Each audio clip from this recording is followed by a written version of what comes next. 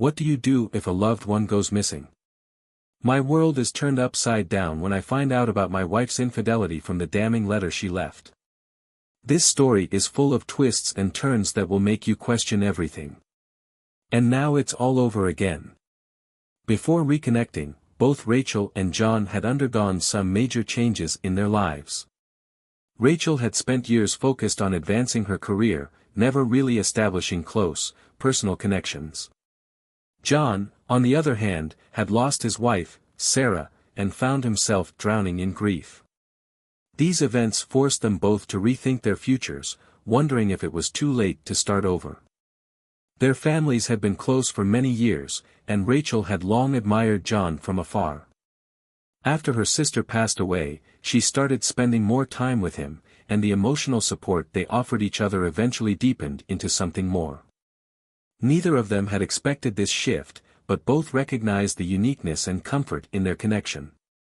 As they made their way to John's house, their thoughts lingered on how their relationship had transformed. There was no turning back to what it once was, and honestly, neither of them wanted to. Rachel was eager to move forward, while John was more cautious, though just as committed. The only question now was when they should let everyone else in on their new relationship. "Come on in," John said when they reached his house. "The boys aren't home, so we can relax and have a proper talk. I'm Detective Sergeant Max Cooper, and this is Detective Miller. We're here to talk about your wife's disappearance back on April 23rd, Cooper said. John responded, "I thought I already went over everything with the Coast Guard. There have been some recent developments since then." "Like what?" John asked, curious. "How would you describe your relationship with your wife, Mr. Harris?" Cooper questioned. "It was great. We were married for 18 years, no real issues, not until the accident." "And there were no problems in the marriage?" "No," John said firmly. "What's this all about? Do you know a man named Eric Thompson?" "No." "Should I?" John asked. "He's a senior accountant at the firm your wife worked at." "You're sure you don't know him?" "I'm sure. I didn't know many of her colleagues. She worked under Amanda, not Thompson. It was strictly professional." "What's going on here?" John asked, feeling uneasy. Cooper leaned back, still observing him. "We received an anonymous tip suggesting your wife and Mr. Thompson were involved in an affair. You didn't know anything about that?" John, visibly shaken, responded, "I don't believe it. What does this have to do with her disappearance?" Cooper continued, "We spoke to several people at her office, and a few suspected there was something between Thompson and your wife. Normally, they wouldn't have much reason to interact, but the rumors persisted." John accused them of chasing office gossip, but Cooper kept pressing. "We also interviewed Mr. Thompson. After some questioning, he admitted to the affair." Stunned, John said, "I had no idea. Why would she do this?" Cooper remained silent as John tried to process the news. After a moment, John asked, "Why is the police department involved now?" "There's a possibility this might be a suspicious death," Miller added.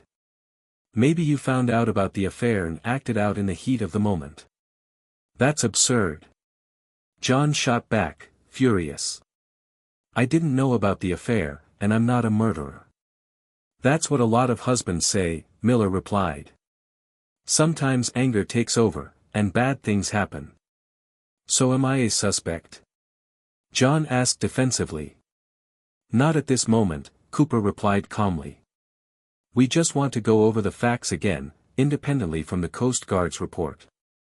John sat there quietly, clearly uneasy, while the detectives watched him closely. "All right, one more time," John said. "But from this point on, my lawyer will be present." "That's fine," Miller replied. John began, "We were taking part in the Southern Straits race, just like we'd done every year for the past 6. The weather forecast showed it might be rough, but nothing like what it turned into. My boat's got radar and GPS, and both Sarah and I were experienced sailors, so I wasn't too concerned. We took turns at the helm. I was on shift from midnight until 4 a.m. while Sarah slept. I had some coffee and energy bars to help me stay awake. The storm got worse after I took over, and radar showed things were only going to get rougher. I put on my survival suit and left Sarah resting at the bottom of the companionway, just in case she needed to come up on deck. Everything seemed fine until about 2 a.m. when I started feeling sick, like I had food poisoning. It kept getting worse, so I hit the alarm to wake Sarah. She came up, fully suited, and took over for me. I went below to the head, and I was down there for a while because I had diarrhea. I heard a noise coming from the deck, figured something had come loose, but thought Sarah wouldn't leave the helm. When I came back up, she was gone. I switched on the deck light and called out for her, but she didn't answer. "How long were you below?" Cooper asked. "Maybe 15 or 20 minutes, tops," John replied. "Go on," the detective said. The boat was on self-steering, which we usually avoid in bad weather. The noise I heard was from the inflatable, an oar had come loose. I checked below, thinking maybe she'd gone to another cabin or to the head, but she wasn't there. That's when it hit me, she'd fallen overboard. I dropped the sails, started up the engine, and circled back using the GPS. I kept calling out her name, turned the deck light on, but deep down, I already knew it was too late. I sent out a distress signal to the Coast Guard. They've got the recording.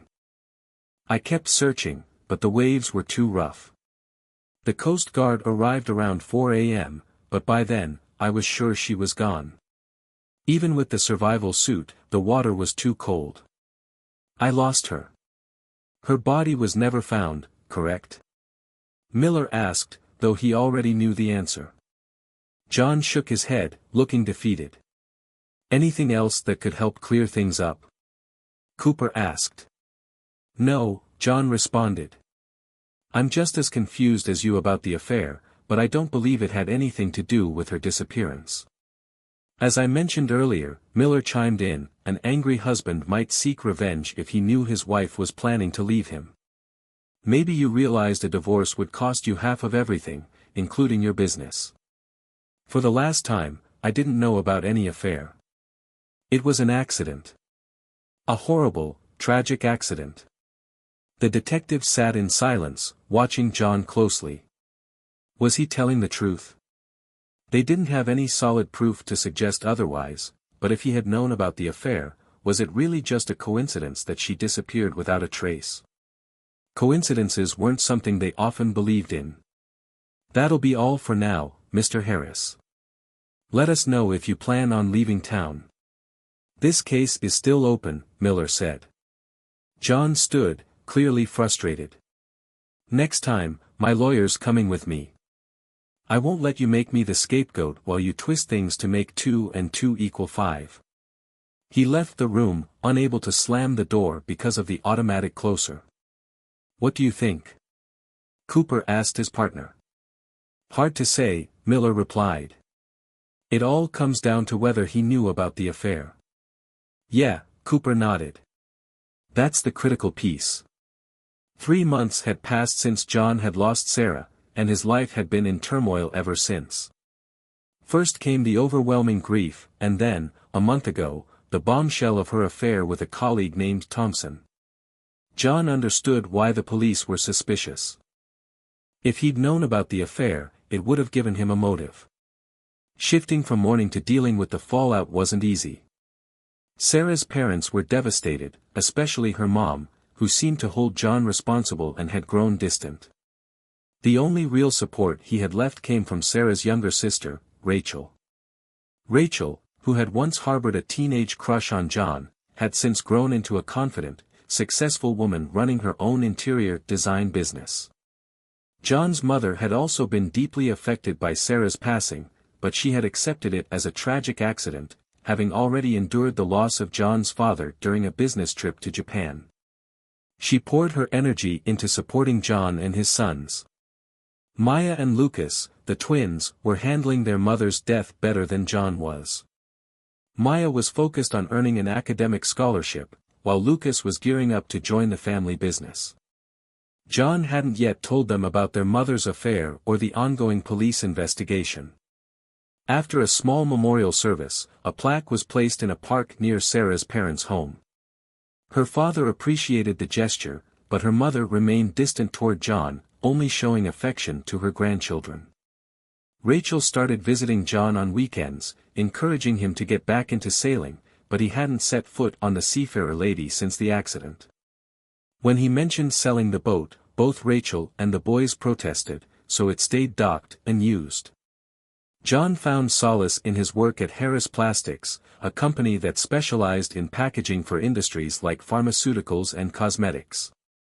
His father had steered the business away from the crowded beverage packaging market, and John continued with the same approach, keeping the company successful. He worked closely with his college friend, Greg Allen, who was the sales manager. They not only worked well together but had also built a strong friendship outside of business. Although John stayed away from his sailboat, he often found comfort at the yacht club, especially in the dining room and bar. His father had once been the Commodore, and there had been expectations for John to take on that role, but Sarah's death had delayed those plans. Still, he enjoyed spending time at the club and often brought his kids for dinner. One Friday evening in July, after a long week at work, John went to the club. He had invited his sons, but Lucas had other plans, so only Maya came, and she brought Rachel with her. "Hey, Dad. I hope you don't mind, but Aunt Rachel came along since Lucas couldn't make it," Maya said. "Maya, would you tell your son to stop calling me Aunt Rachel? It makes me feel old," Rachel joked. "Maya, respect your aunt's wishes," John responded with a grin. "So, should I just call her Rachel?" Maya asked, amused.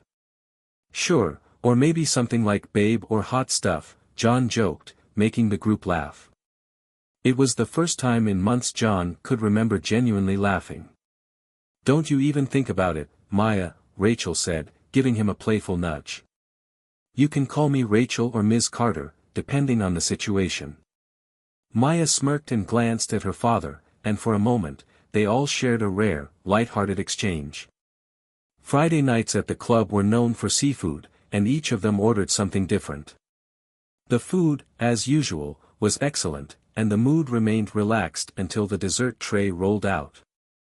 Rachel and John passed, but Maya decided to indulge in a large slice of New York cheesecake. The waiter, thinking they might share, brought 3 forks. "I really need to stop eating here," John joked, leaning back in his chair. "If I keep this up, I'll hit 300 pounds before long." "Don't be ridiculous," Rachel replied with a grin. "You still look great, just like when you were dating my sister." "Oh, sounds like someone's got a crush on Dad," Maya teased. "Careful now," John warned, giving her a playful look. "This isn't one of your high school gossip sessions, all right?" "Relax, John," Rachel said, laughing. "Maya didn't mean any harm, did you, Maya?" "Yeah, sorry, Dad," Maya said, looking a bit concerned. "I'm not upset," John replied quietly, glancing over at Rachel. "But some things aren't meant to be joked about in public or even in private." "Party pooper," Rachel teased with a grin. "Don't let my son follow your lead." "I'm trying to raise him to be a gentleman," John joked, smiling back. "Good luck with that," Rachel laughed, and Maya joined in with a chuckle. As they sipped their coffee, Maya asked, "Dad, could you give Rachel a ride home? I've got a date in about half an hour." "Sure," John replied. "Enjoy yourself." Once Maya had left, Rachel turned to John and said, "You've done a great job raising those boys, John. You must be proud." "I am," John said with a nod. "But Sarah deserves most of the credit. She really guided them. They'll be out of the house before you know it." "What do you think you'll do then?" Rachel asked. "I'm not sure. Maybe downsize or even live on the Seafarer Lady." "You haven't been out on the boat since the accident, have you?" Rachel asked softly. "No. I just can't find any excitement for it anymore. The boys would love to go sailing with you again, and so would I. I adore that boat just as much as you do. I don't want to go out there alone, Rachel. I'm just not ready for that yet. You wouldn't have to. I can sail with you. I know that boat like the back of my hand. Maybe I should take her out myself. She's been sitting unused for too long. That's the John the first remember, Rachel smiled. Why don't we go check her out tonight? If everything's in good shape, we could even plan a weekend trip. John hesitated, caught off guard by how quickly the conversation had turned. Can I trust you to behave? He said with a grin. Of course, she laughed. Maya was right. I've had a crush on you since I was 14. I knew that, John admitted. But I never acted on it, and after that, I got married. I took my vows seriously. I can tell, Rachel said quietly, her eyes lowering to her coffee cup. Breaking the silence, John said, all right, let's go take a look at the boat. Yes, let's, she agreed eagerly. They walked down to the dock, and John opened the gate for Rachel. As she passed through, she brushed against him, just slightly on purpose. John watched her head toward the seafarer lady. Rachel had never married, always saying she just hadn't found the right man. Sarah used to tease her about not looking hard enough. Rachel had built a successful interior design business, starting it on her own at 27 and establishing herself by the time she turned 33. Sarah, on the other hand, had been tall and slender, always well put together, but never too flashy. She had worked as an accountant before deciding to stay home when the twins were born. When they turned 13, she returned to her old job at Sterling and Green and seemed perfectly content. She wasn't very outgoing at work, which fit her more introverted personality. John had always been cautious when introducing new people into his life before they became friends. In many ways, Rachel was the opposite of Sarah, shorter but much more outgoing, with a lively, vibrant personality. John had always found her attractive and had sometimes wished Sarah had shared some of Rachel's liveliness. But despite those fleeting thoughts, John had been happy in his marriage. Now, at 40, John realized he was still young, too young to give up on life. If he ever decided to look for a new partner, he'd be careful about his choice. He was still a good-looking man, standing at 6 feet tall, with dark brown hair, a medium build, and a tan from years spent sailing. He kept in shape with regular workouts, and his natural smile, along with his deep brown eyes, made him stand out in a crowd. Plenty of women had envied Sarah for having such a charming and successful husband. John quickly checked over the seafarer lady and found that everything was in good shape. The maintenance team had drained the freshwater tanks, and the fuel was nearly topped off. The batteries and other systems were all running smoothly, and he left instructions to have the water refilled in the morning. All he really needed to do that night was gather some food and drinks for the trip. As John lay in bed that night, his mind drifted to Rachel. It felt a little strange to think about dating his late wife's sister, though he knew there wasn't anything wrong with it. Rachel had certainly come a long way since her awkward teenage years. Still, the thought didn't bother him. Rachel had often joined them on weekend sailing trips, so taking her out on the seafarer lady felt natural enough. He left a note for Maya and Lucas, inviting them to come along for the weekend, then packed his bag. Despite his initial hesitation, John realized he was actually looking forward to being back on the water. The next morning, the doorbell woke John with a start at 7 a.m. groaning. He threw on a pair of jeans and went to answer it, finding Rachel standing there, already dressed for sailing and smiling brightly. "What are you doing here so early?" he grumbled, rubbing his eyes. "The sun's up, let's go," she said cheerfully. "Come on in, I need to get ready." "Make some coffee, would you?" he replied. "Sure. And don't forget your overnight bag," she added.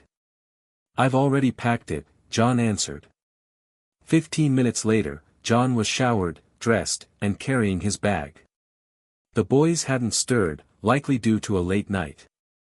Rachel was holding up the note he'd left for them, a smirk on her face. "Looks like it's just you and me this weekend," she teased. John smiled faintly. "We still need groceries," he said. "Nope, I took care of that last night," Rachel replied proudly. "Great. When's high tide?" he asked.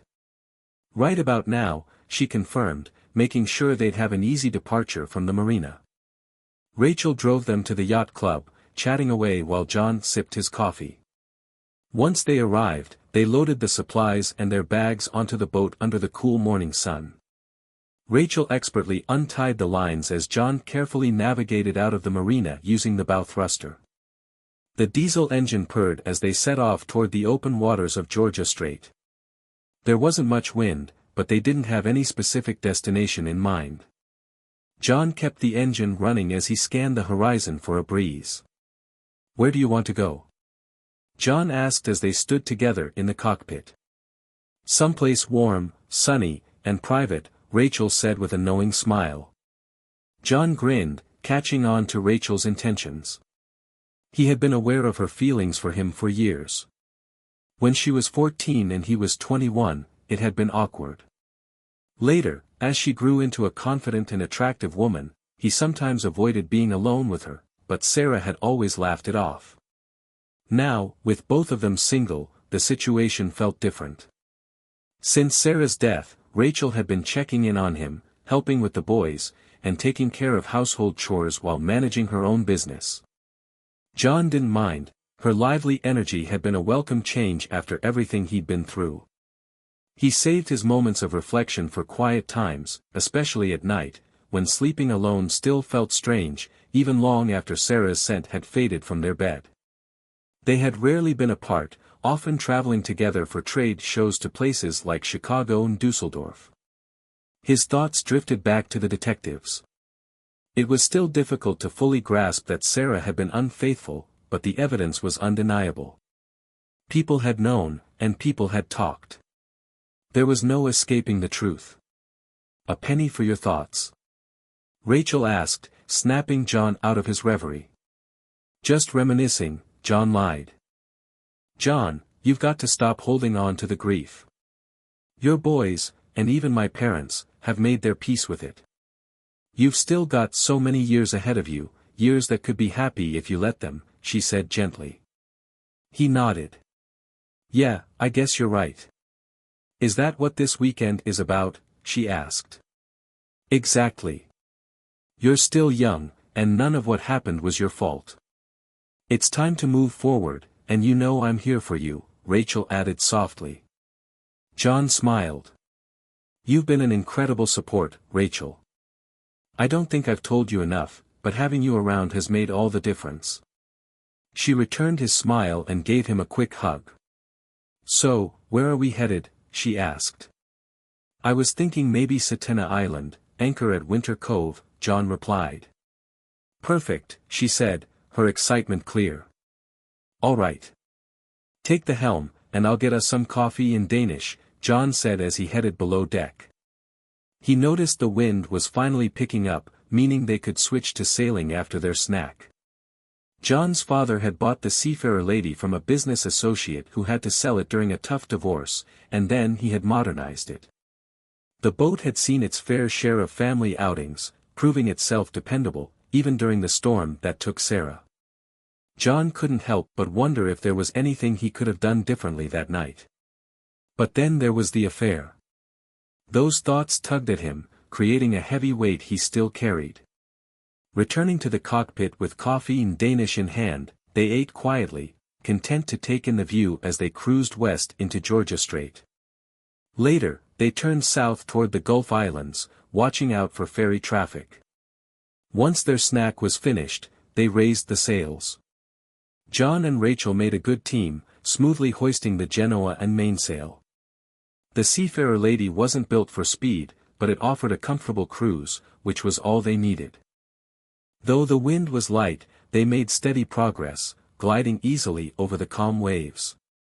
Sunglasses and sunscreen soon became essential as they sailed under the warm, bright sun. Rachel expertly took the helm, as she had many times before, and John appreciated her help, both on deck and down in the galley. By late afternoon, they reached Winter Cove on Satana Island. Their favorite anchorage spot was free, and John guided the lady into position while Rachel took care of the anchor, following his instructions. The cove was protected from the wind, providing the perfect setting for a peaceful evening. Once John was satisfied with the anchor, he gave Rachel the signal to cut the engine. The sudden quiet was striking, no traffic, no planes, and the jet skis had disappeared for the night, leaving them in tranquil solitude. "What's on the menu for dinner?" John asked.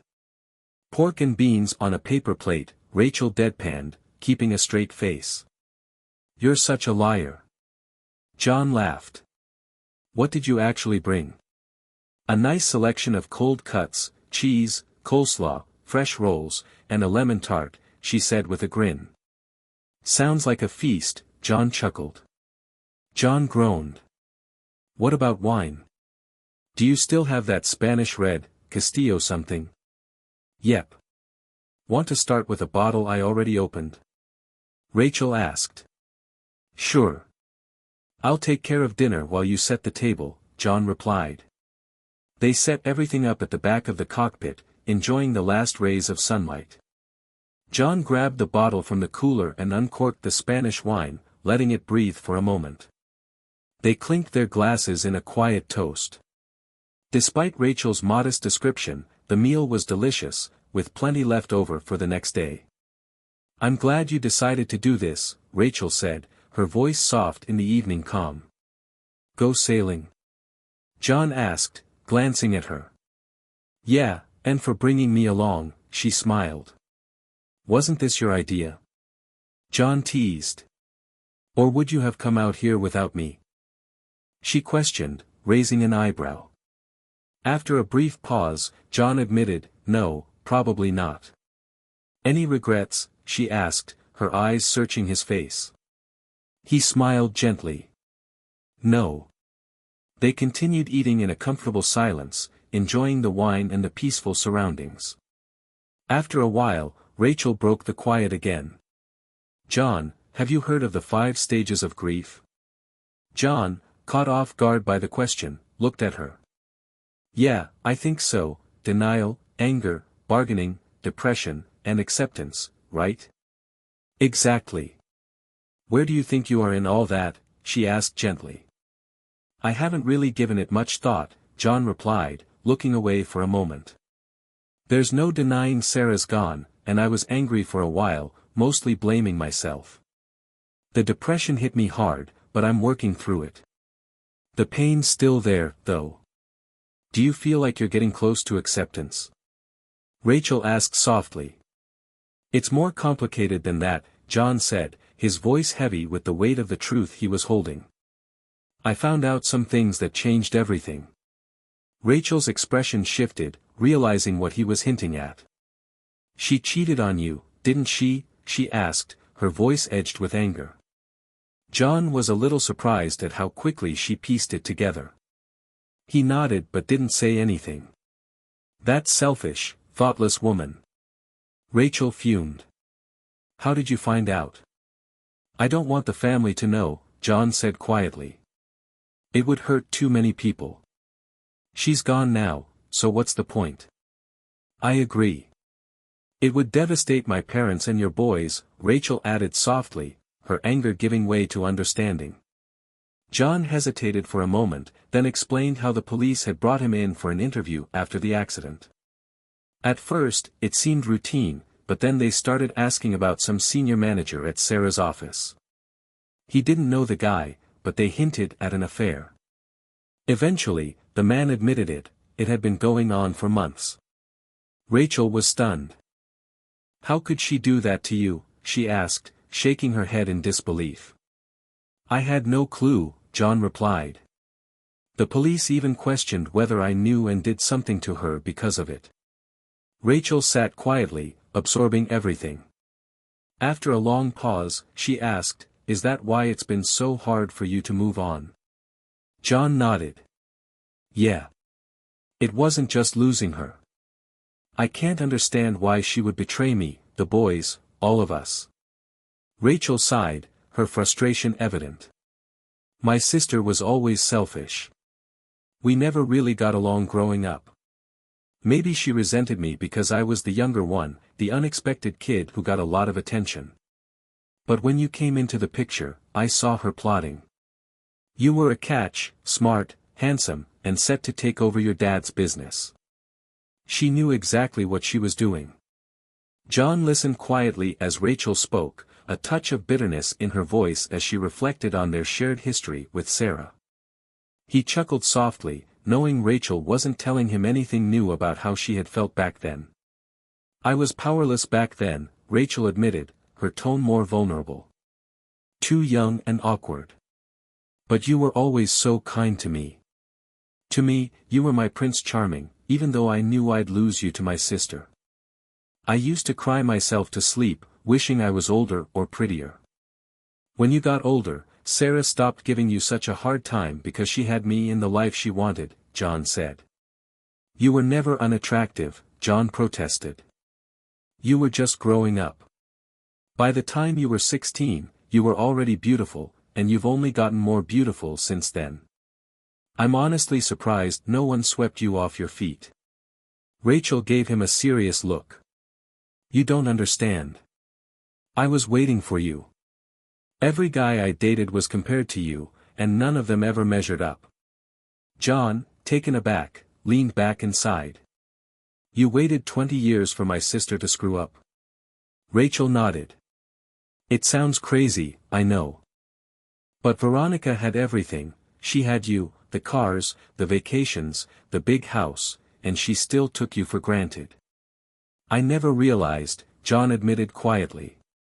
I thought I was just giving her what she deserved for being a good wife and mother. There were never any signs that she was unhappy or cheating. She was selfish, Rachel said. Even with all that, she still wanted more, like another man. I always had this feeling that she'd mess up one day. You really didn't think much of her, did you? John said, a touch of sadness in his voice. No, not really. Some of it was jealousy because she had you, but now it's mostly anger. Anger at how she betrayed you. And now she's gone, Rachel replied quietly. John nodded slowly. Yeah, and you're still here. I don't know what to do, Rachel. It's too soon for me to figure out the future, he sighed deeply. I'm attracted to you, but everything I believed about my marriage has crumbled, and it's messing with my head. I might actually need therapy to make sense of all this. Therapy? Really? Rachel asked, surprised. Maybe. I need to get myself together for the boys, for the business, and for me, John replied. Rachel hugged him tightly. I'm sorry, John. I didn't mean to lay all of this on you right now. I had no idea what my sister had done. I'll give you space. I've waited this long, I can wait longer. John held her close, unsure of his own feelings. Was it love, or was he just confused? He needed time to sort everything out before making any decisions. They finished the wine in silence, sitting apart but still emotionally connected. The stars began to dot the sky, and John found himself thinking about the satellites orbiting far above, always watching from a distance. The peaceful quiet of the cove was interrupted only by the occasional sound of jets flying overhead from Vancouver. As night fully settled in, they closed up the cockpit and headed below deck. John took the forward stateroom while Rachel chose one of the aft guest rooms.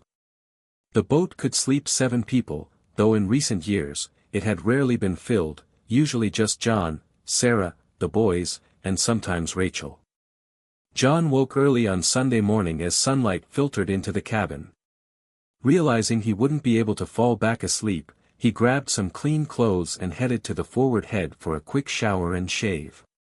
When he emerged, Rachel was already in the galley, wearing a sheer dressing gown and making coffee. Morning, he greeted her with a smile. Hey. Did you sleep well? She asked, glancing over at him. Yeah, how about you? Okay, but we did talk about some pretty heavy stuff last night, she admitted. I didn't mean to drop all of that on you. No, I'm glad you did. It was something I needed to hear, John said. He couldn't help but notice how her gown revealed the outline of her figure, and a familiar attraction stirred in him. Although he'd seen her in bikinis before, this felt different. Now that Sarah was gone, the hesitation he'd once had seemed to be fading. John poured himself a bowl of cereal, knowing that Rachel probably wouldn't want a big breakfast. As he ate, he reflected on how much his life had shifted.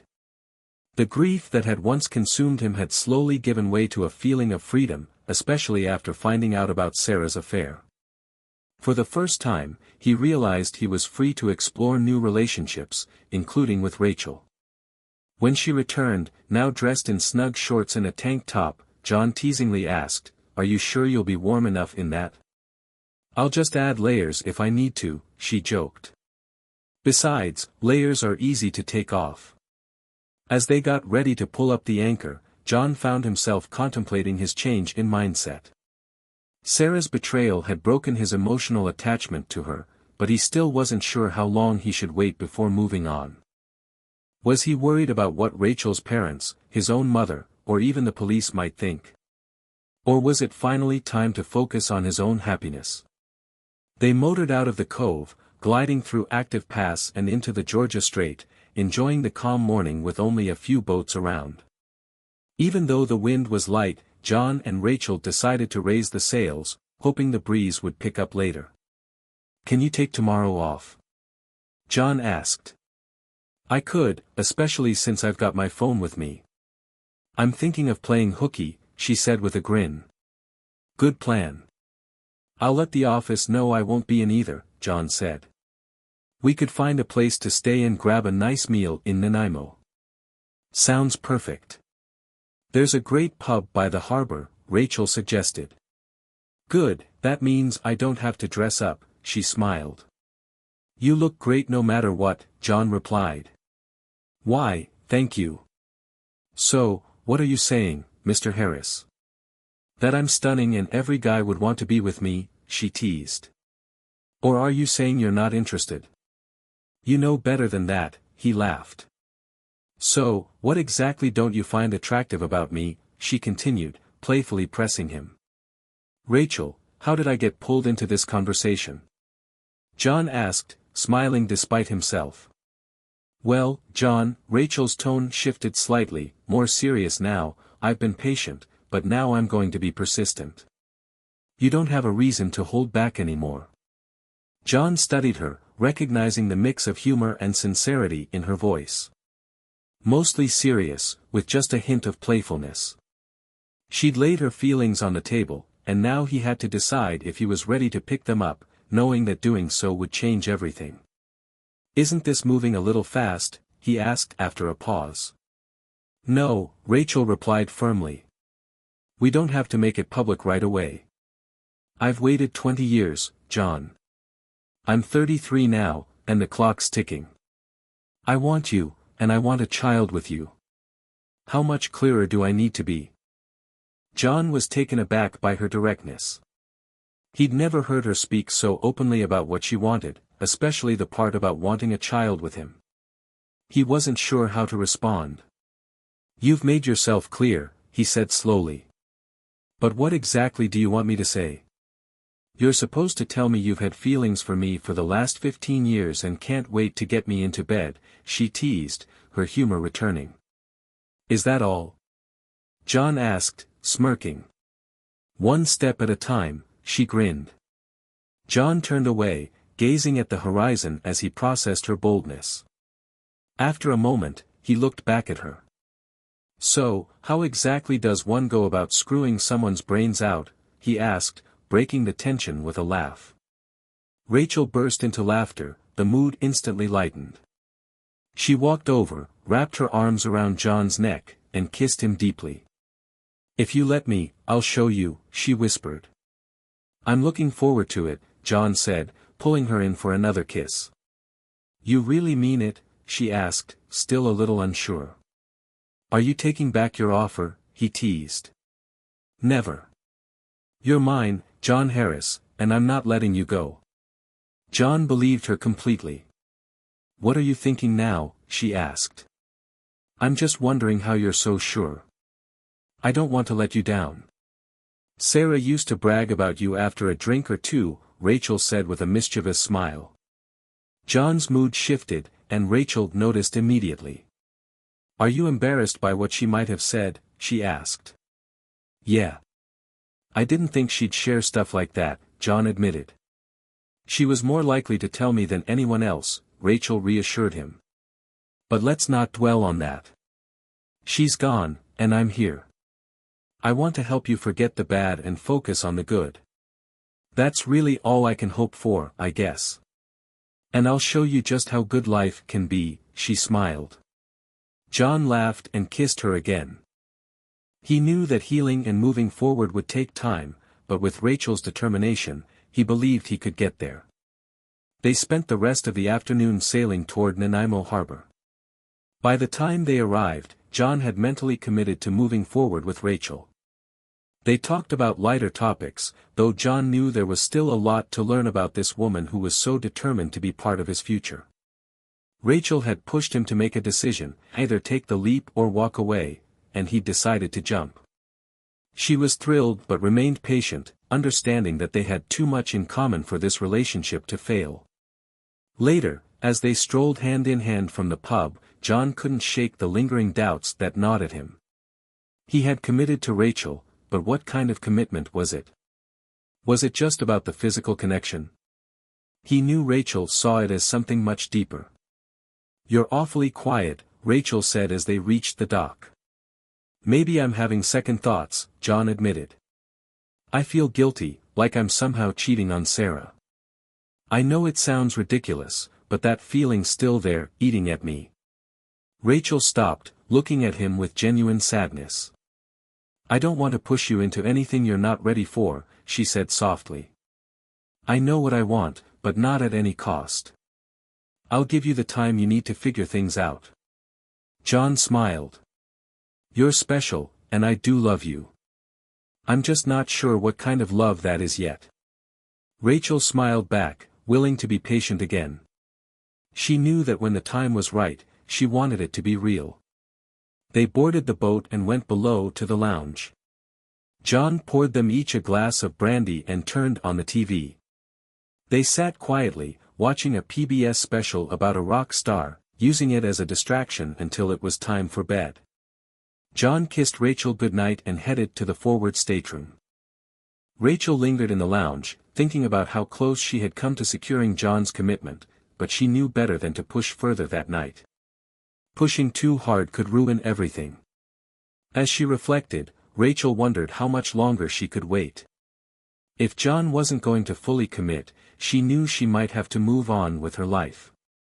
Meanwhile, John lay in his bunk, replaying their conversation over in his mind. Had his hesitation been driven by fear? He felt torn between his feelings for Rachel and the uncertainty of what their future could hold.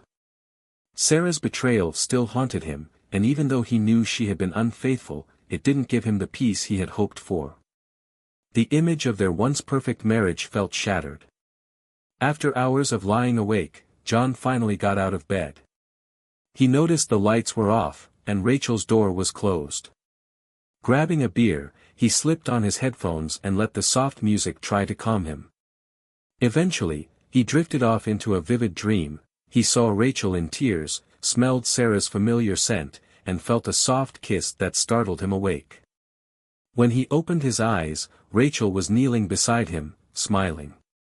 The kiss, the scent, it had been her.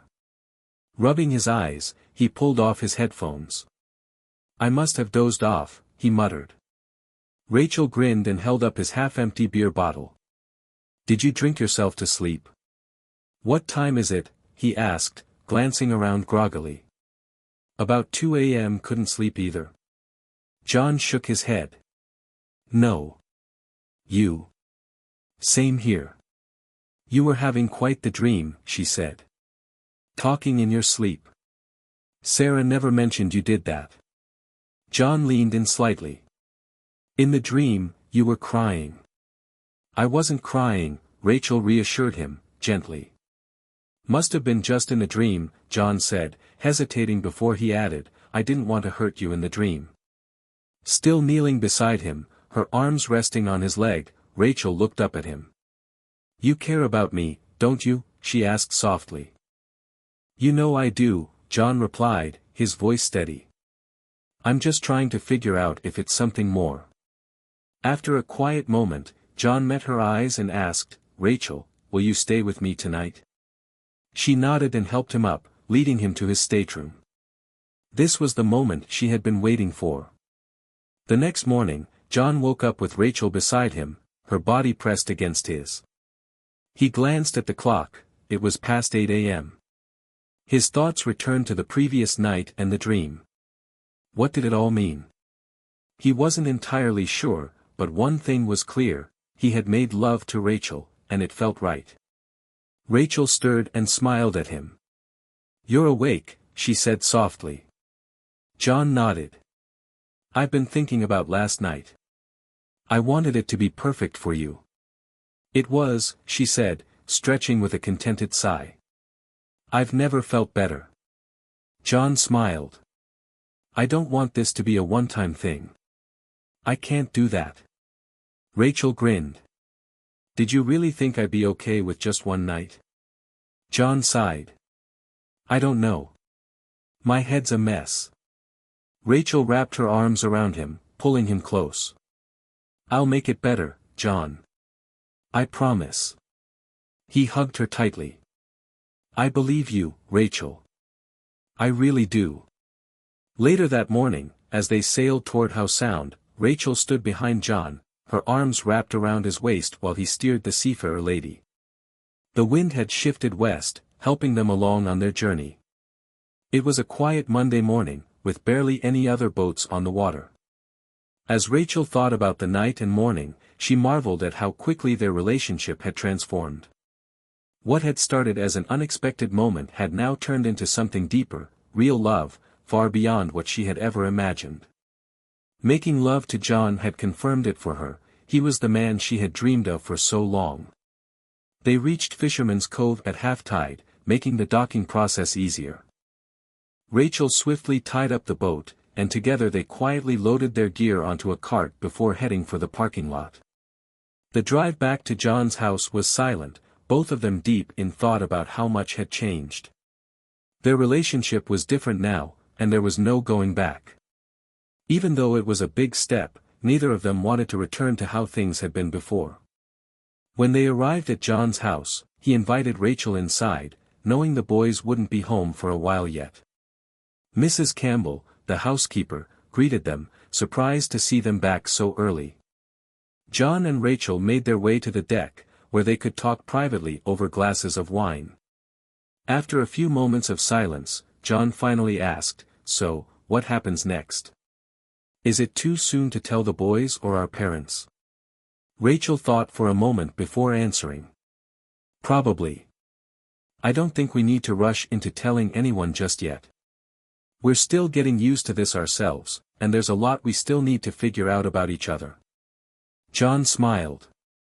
What happened to full speed ahead? Rachel laughed softly. I'm not having second thoughts. Trust me, I've waited too long for this. I just don't want to hurt anyone, especially our parents. And the boys? John asked. I think they might already suspect something. I feel pretty comfortable around them, and I think they're comfortable with me, Rachel said thoughtfully. John nodded, looking pensive. After a pause, Rachel reached over and gave his hand a reassuring squeeze. They sat in comfortable silence for a while Mrs. Campbell, observing from the kitchen window, smiled to herself. By the time the afternoon came to a close, they had agreed to keep their relationship private for a little longer. John doubted they could keep it a secret for 3 months, but they were willing to try. In the meantime, everything ran smoothly. August was hot and dry, and John and Rachel spent every weekend sailing on the Seafarer Lady. The boys, not particularly interested, often found reasons not to join them, giving John and Rachel the privacy they cherished. Once the boys returned to school, not much changed for John. He was glad they'd be home most nights, bringing a sense of normalcy back to the house. The chaos of losing Sarah had cast a shadow over those months from April to June, but by summer, things began to settle. Maya focused on her scholarship exams and spent time with her boyfriend, while Lucas worked at Harris Plastics, handling quality control. John kept busy with his work but thought about Rachel every day, eagerly looking forward to their weekends together. He grew more confident in his love for her as time went on. The memories of Sarah faded, and eventually, his dreams of her stopped entirely. Rachel had taken her place in his heart, and John realized he hardly thought of Sarah anymore. But on September 1st, John received an unexpected call from the family lawyer, Malachi Wise. "Hey, John. It's been a while. How are you?" Malachi asked. "I'm doing well. What's going on?" John replied. "I just wanted to check in and ask why you haven't come by to discuss Sarah's will. I probably should have reached out sooner, but there didn't seem to be any urgency." "Her will?" John asked, surprised. "I hadn't really thought about it. She hasn't been officially declared dead, just missing and presumed drowned." "That's true, but we can still review the will, even if we can't act on it just yet.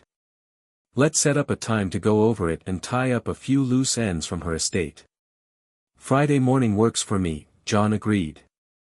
On Friday, John arrived at Malachi's office, and the two went to lunch afterward. Over the meal, they caught up. John shared how he'd been spending time with Rachel and how she had helped him move forward after Sarah's death. Malachi asked about the boys, and John reassured him that they were both doing well in school. As they finished eating, Malachi turned to the real reason for their meeting. "John, were you aware that Sarah made an addition to her will just 2 weeks before she went missing?" Malachi asked. "No, I wasn't." "What kind of addition are we talking about?" "She left a sealed letter addressed to you. The will itself wasn't changed, but this letter was added.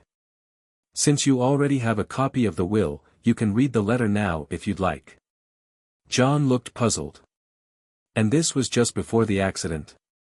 "Yes, on March 29th, about 3 weeks before she disappeared." "I have no idea what it could be about," John said, still confused. "Let's head back to your office so I can read it there." Malachi agreed, and they finished their lunch before walking back to his office in silence.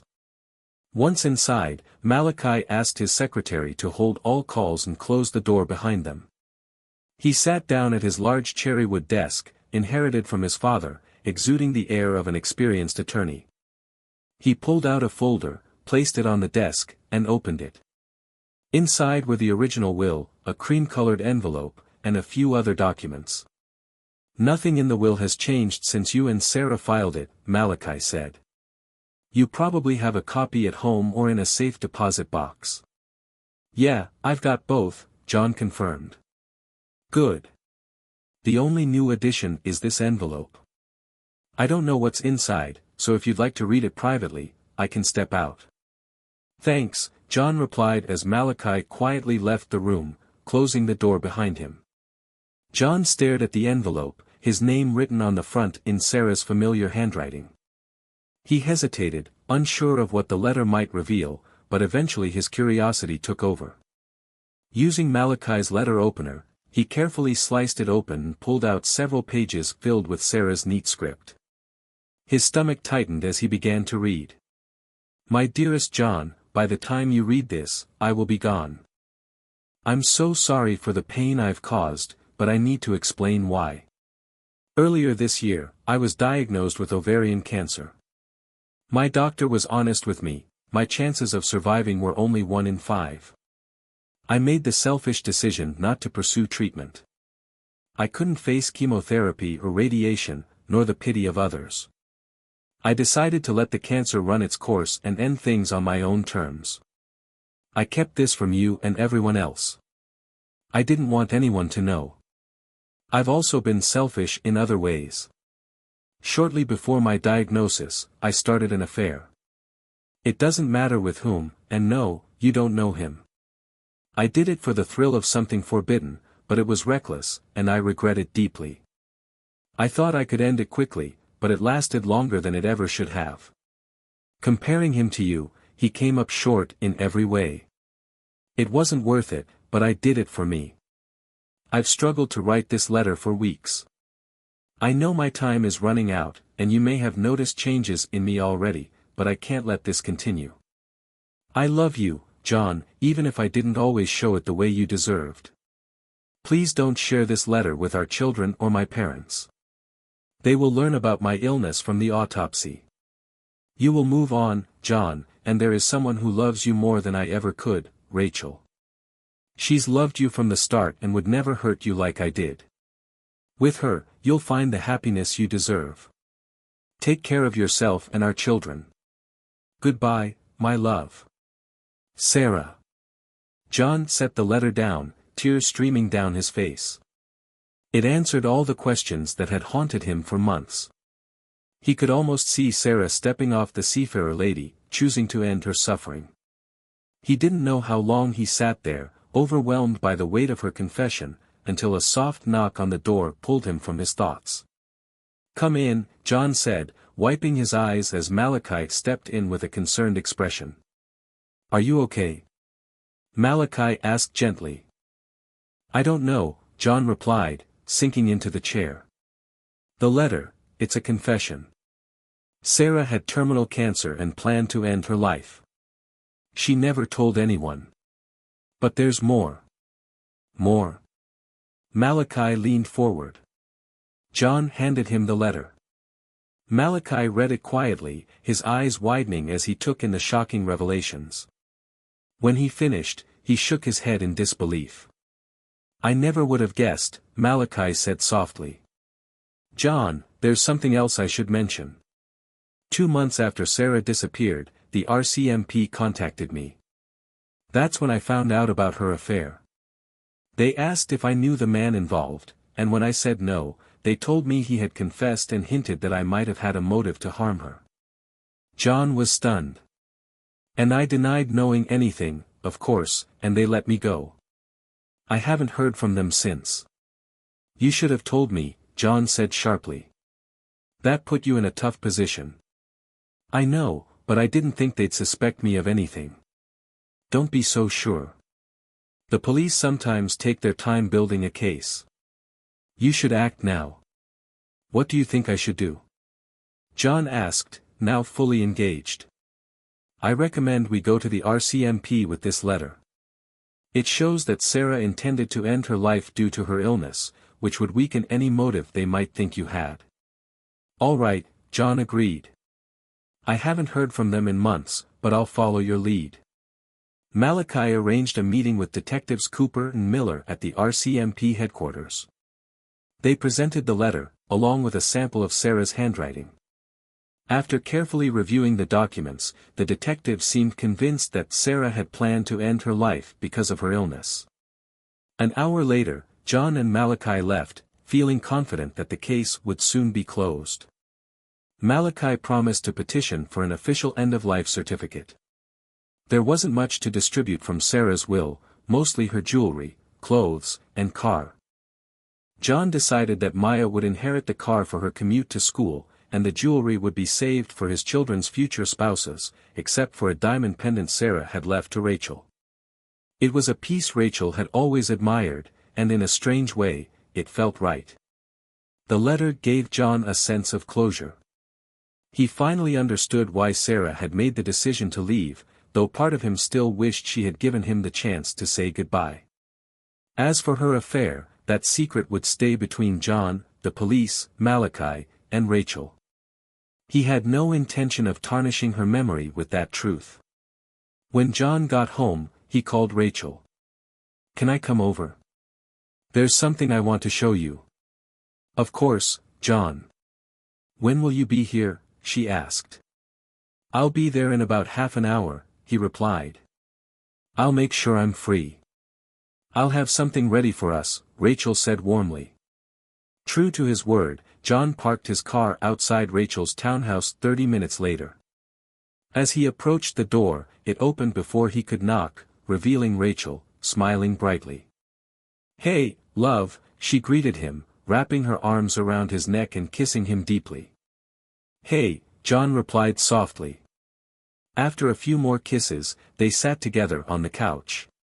John placed the cream-colored envelope on the coffee table. "What's that?" Rachel asked, curious. "I met with Malachi Wise today. Sarah left this letter with her will to be opened after she passed. She gave it to him just before she disappeared. You should read it." Sensing the seriousness in his voice, Rachel nodded. He handed her the letter and poured 2 glasses of wine while she read it. When he returned, he saw tears streaming down her face. She finished reading, set the letter down, and embraced John tightly. "I had no idea," Rachel whispered, her voice shaky. "She kept everything so well hidden." "I know," John replied softly. "She fooled all of us. It explains what happened that night on the Seafarer Lady." Rachel wiped away her tears. "My poor sister, going through all of that alone. She really was an incredible actress. And now I need to be careful, cancer runs in families." "I hadn't thought of that," John admitted, his brow furrowing. "John, we can't tell my parents about this, about the cancer or the affair. It would destroy them." "I agree," John said firmly. "I won't tell the kids or my mom either. They don't need to know. I'll lock the letter away in the safe deposit box, but if you'd prefer I destroy it, I will." "I'm not sure," Rachel replied, her voice trembling. "Let's just put it away for now and decide later." "Okay. I'll store it tomorrow," John reassured her. Dinner that evening was quiet, the weight of the letter still hanging between them. Later, they sat on the couch together, half watching TV, though neither of them could focus. After a while, Rachel took John's hand and led him to the bedroom. They made love gently, understanding that what Rachel needed most was comfort, not passion. John stayed the night, knowing that his presence brought her the solace she needed. The letter had shifted Rachel's entire perception of her sister. She could almost understand why Sarah had made the choices she did, though the affair starting before the cancer diagnosis still puzzled her. What shocked Rachel even more was Sarah's acceptance of her feelings for John, as if her sister had become someone she barely recognized. Later, as they lay in bed, John spoke softly. "Rachel, I think it's time we tell the kids and our parents about us. I love you, and I want to marry you. It's time everyone knew." Rachel smiled, touched by his words. "I want that too." "Tomorrow," John said. "Tomorrow will be the start of something new for us."